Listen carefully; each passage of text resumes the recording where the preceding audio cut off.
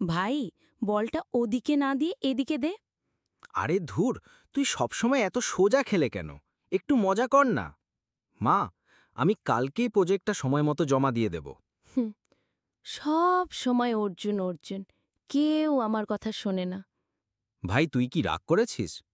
না, মানে সব সময় সবাই তোকে নিয়ে ব্যস্ত, মনে হয় আমার কদরই নেই। আহা, তুই আমার ছোট ভাই, তোকে নিয়েই আমার সব আশা। ছোটবেলায় ঝগড়া করলেও দাদা সবসময় আগে এসে মাপ চাইত। আমি চাইতাম বিবেক নিজের পথ বেছে নিক।